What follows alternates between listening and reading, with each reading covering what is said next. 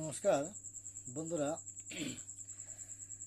আমি বেশ কিছুদিন যাবৎ ইউটিউবে কোনো ভিডিও দিচ্ছি না, তাই আজকে নতুন করে একটা ভিডিও নিয়ে আসছি এবং আশা করি সবাই ভিডিওটা মনোযোগ সহকারে দেখবেন এবং যদি ভালো লেগে থাকে অবশ্যই লাইক, কমেন্ট এবং শেয়ার করে জানাবেন কেমন লেগেছে আপনাদের। আজকে যে বিষয় নিয়ে আলোচনা করব বিষয়টি হচ্ছে ঋতুস্রাব। ঋতুস্রাবের লক্ষণ ও ঔষধ। মাত্র 3টা ওষুধেই আপনার ঋতুস্রাবের সমস্যার সমাধান করতে পারে, তবে অবশ্যই লক্ষণ মিলিয়ে নিতে হবে এবং সঠিক ওষুধটি নির্বাচন করতে হবে। আমি প্রথম যে লক্ষণগুলো বলবো অবশ্যই মিলিয়ে নেবেন। রজস্রাবের সঙ্গে ভীষণ যন্ত্রণা হয়। যন্ত্রণা কঠিন এবং উপদেশের নিম্ন পর্যন্ত বিস্তারিত হয়। ব্যথার সঙ্গে জরায়ু প্রদেশে বারবার বোধ হয়। রোগী মনে করে জনিদ্বার দিয়ে সব বের হয়ে আসবে। স্রাবের রং কালো এবং চাপচাপ হয়। স্রাব নিয়মিত সময়ের পূর্বে এবং পরে ঋতুস্রাব প্রচুর হয়। এই যে লক্ষণগুলো বললাম, এই লক্ষণগুলোর ঔষধ হচ্ছে সিমিসিফুগা।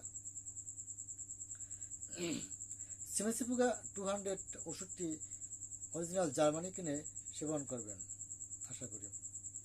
দ্বিতীয়টি হচ্ছে রজস্রাব পরিষ্কার হয় না, তৎস খুব যন্ত্রণা হতে থাকে। মাসিক স্রাব ঠিক সময়ের হয় না।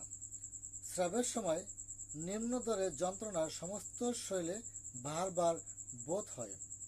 রোগী নম্র, বিনয়, মোটা, সুশ্রী ও সুগোল, স্থূলকায় এবং ক্রন্দনশীল। অতি সহজেই কেঁদে ফেলে। রোগী শীত শীত বোধ করে। রোগী রেগে গেলে তাকে সান্ত্বনা দিতে গেলে রাগ বেড়ে যায় এবং সে দীর্ঘ সময় ধরে কান্না করতে থাকে।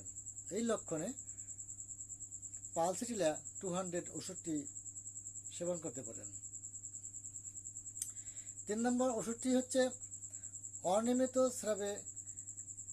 অনিয়মিতভাবে স্রাব হয়।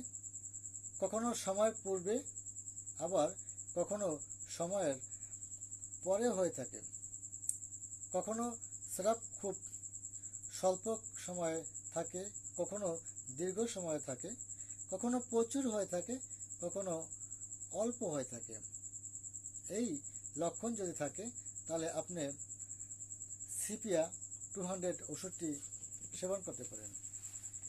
এই যে 3টি ওষুধ আমি বললাম, এই 3টি ওষুধ আপনি যদি পর্যায়ক্রমে লক্ষণ মিলিয়ে যদি অরিজিনাল জার্মানি ওষুধটি কিনে বাজার থেকে কিনে সেবন করেন, আপনার ঋতুস্রাব বা বন্ধ্যত্বর যে সমস্যাটা আছে আশা করা যায় সম্পূর্ণ সুস্থ হয়ে যাবেন।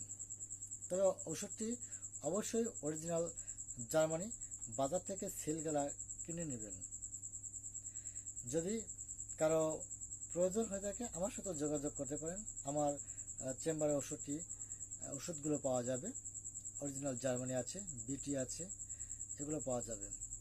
তো বন্ধুরা, যদি আমার এই আলোচনা বা এই যে ঔষধ সম্পর্কে বা লক্ষণ সম্পর্কে নিয়ে যে আলোচনা করেছি যদি আপনার ভালো লেগে থাকে অবশ্যই শেয়ার করে দেবেন এবং কমেন্টে জানাবেন যে আপনাদের কেমন লাগলো।